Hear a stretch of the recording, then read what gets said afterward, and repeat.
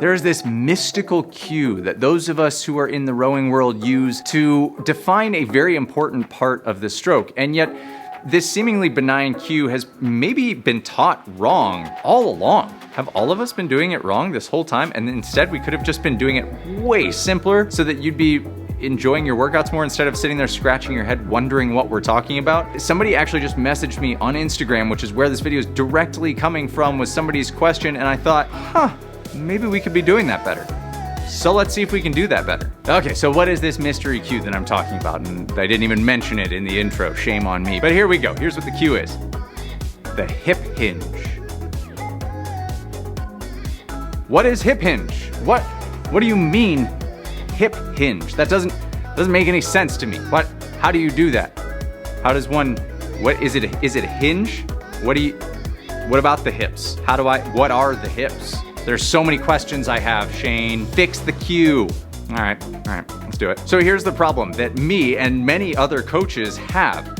We often take for granted the knowledge that is in our brains, and we often think that common anatomy terms or phrases or ways that we reference the body are just commonly known, but they're not. And so when I say something like hip hinge, to me, I can picture it. I know exactly what I'm talking about. But for many people, number one, the hips don't signify a specific part of the body. It's just kind of like a fuzzy area that we like generally think about conceptually, but it's not a literal thing. And then a hinge doesn't always make sense either as a movement, because we might think of an actual like door hinge, and that's actually where it comes from. But I'm not gonna force you to try and learn the cue.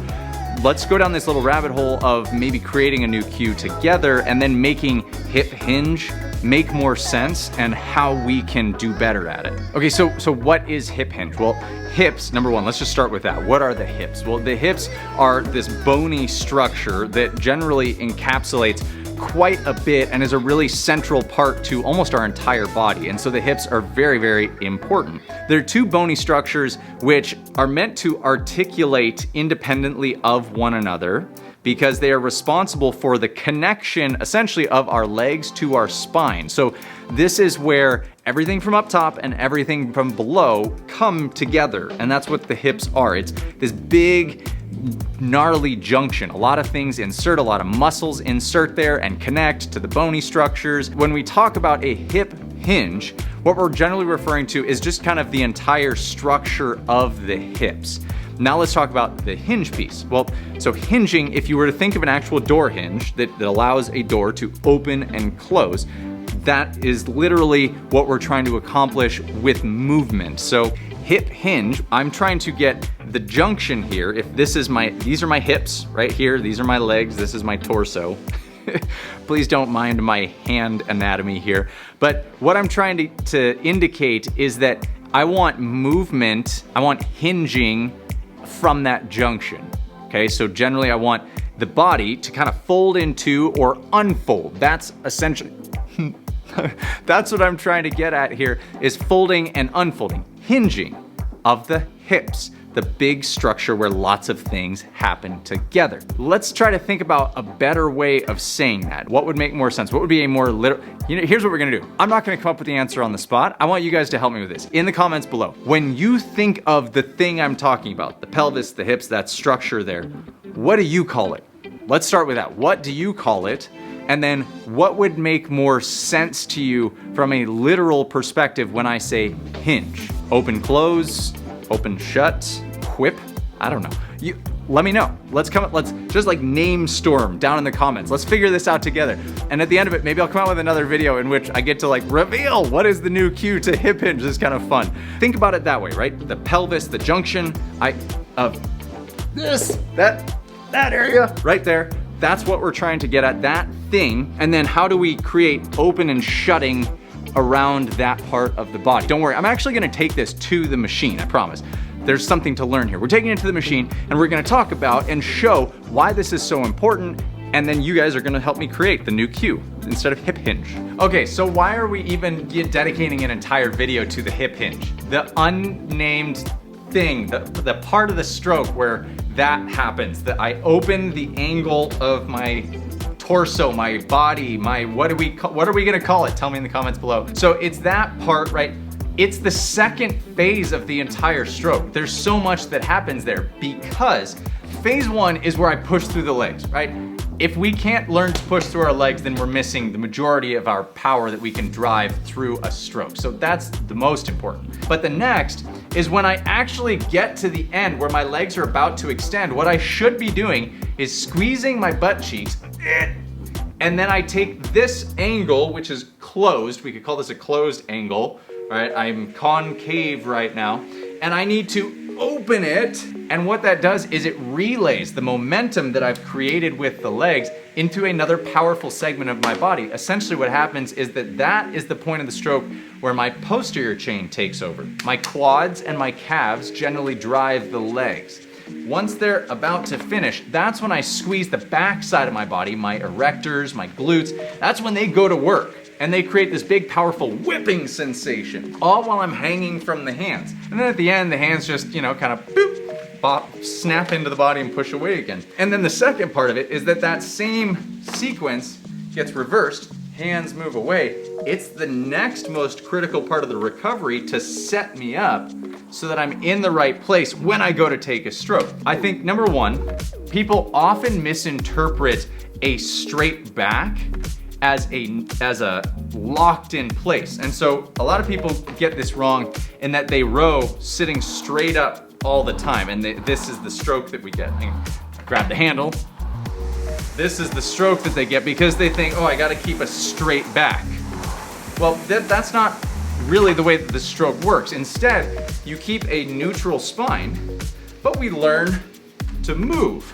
Similarly to a deadlift, if I'm in a standing position, it's very weird if I go to pick up a bag of groceries and I'm trying to pick up the groceries like this, right? You inevitably learn to bend over, and that's what we're doing here, is we're kind of teaching you how do you, with good posture and with a tight brace, move this.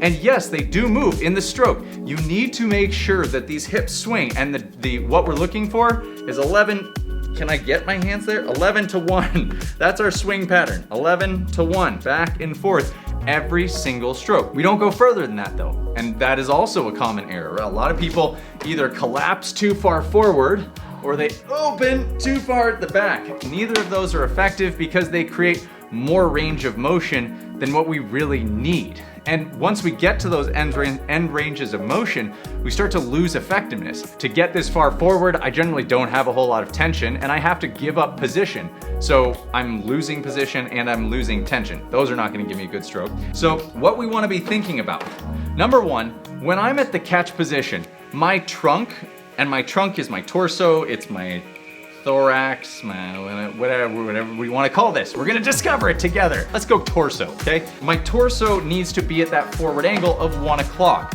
That means my hips need to be behind my shoulders. My pelvis needs to be behind my shoulders. If we're looking at it from a direct profile view, this is my body angle, not here. If I'm at 12 o'clock, then I'm not in the right position. So I need to be at this forward angle, 1 o'clock or 11 o'clock, whichever clock face you're looking at. So that's my position. I then need to learn how do I brace it, and I love this cue. Somebody actually on YouTube came up with this. They called it inflating the spare tire. It's where if you put your fingers into the soft tissue on the side of your body and you go, ha, and laugh, you'll notice that it pushes out your thumbs, and then maintain it.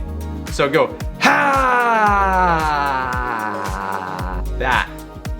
When you keep making that, so that generally gets you bracing here. That's the brace that you're looking for. And when you have that brace, then you push through the legs, and you wait until the very last second.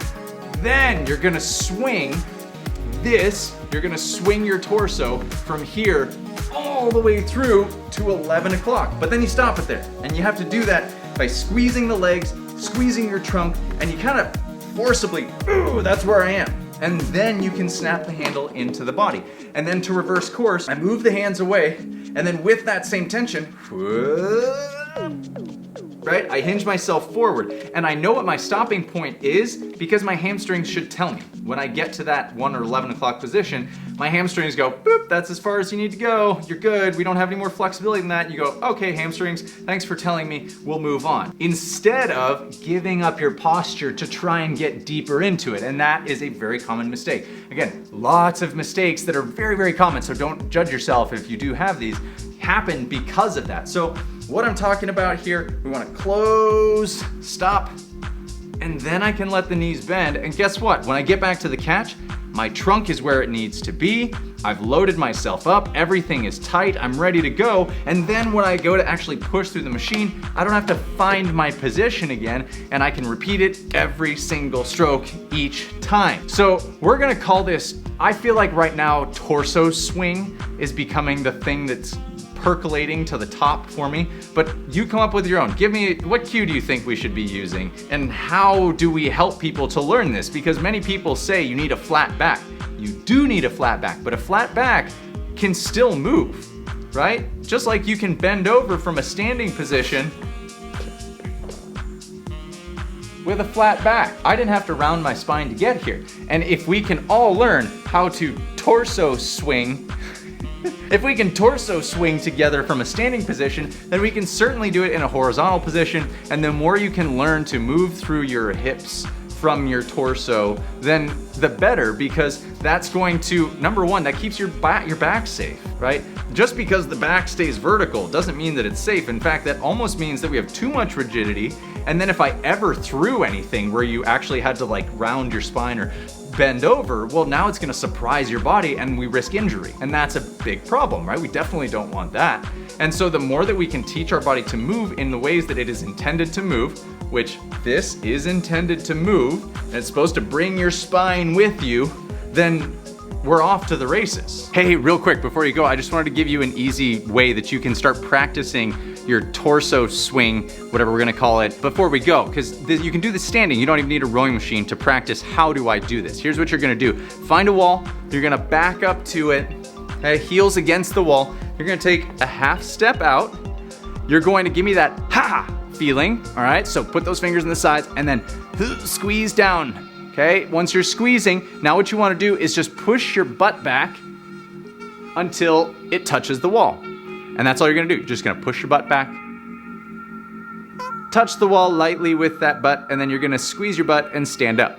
Now, what did we just do? Well, we taught you how do you keep this neutral, so you don't want any of your spine to move, and it helps actually if you put your hands here and then push your butt back. Once you touch, stand. Okay, once you do that, you're gonna take just a quarter step forward, and you're gonna practice it again. Reach, reach, reach, reach, reach, reach, reach. Okay, touched it, and I stand again. And another quarter step forward.